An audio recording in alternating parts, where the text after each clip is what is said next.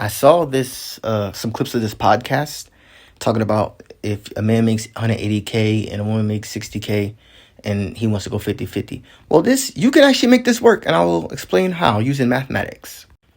So, if he's making $180,000 a year, that's $7,500 every 2 weeks. So take out tax, that's about $6,000 every 2 weeks. So that's about $12,000 a month. She's making 60K a year, so that's down to $2,500 every 2 weeks. Probably take out taxes, that's $2,000 every 2 weeks, so she's making $4,000 a month. So then you say, okay, well, we'll get a joint account. We'll have separate accounts and we'll have joint accounts. She'll put $1,000 a month in the joint account and she'll pocket the $3,000, the other $3,000. So that means she'll pocket $36,000 a year, and then the man could put in $6,000 a month. So, and then he'll pocket the other $6,000 throughout the year. That's about $72K.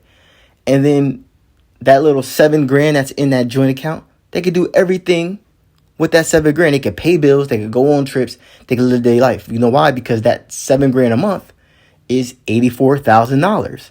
They can live a good life for $84,000 and have their own money.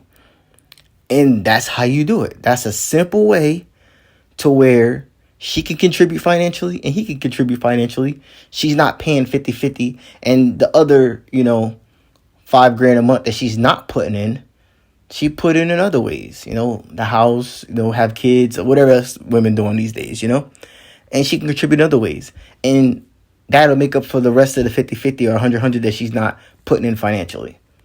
Okay? That's pretty simple, pretty easy. There's nothing wrong with that. And then obviously the extra money that he'll probably make, he'll probably use that for other stuff at the house and when they go on trips and things like that too. But for the most part, that $84,000 a month that's in the joint account, $84,000 a year in that joint account, should be enough for them to live a good lifestyle.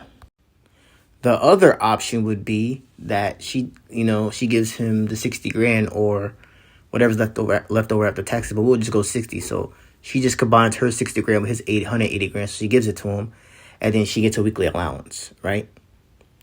But actually, there's another option too.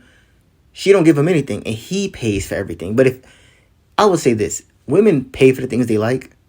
They spend money on things they like. So if she's not willing to contribute financially, she don't really like you like that, and she's trying to set you up for a fall. But also, another thing you could kind of think about is if she don't want to contribute, okay, well, he's paying all the bills. He decides the level of standards they're going to have. So he's making $180K. He decides, okay, well, we're going to live a $60K lifestyle. So he'll pocket the rest of his money. She wouldn't like that very much. So that's why she needs to find a way to contribute.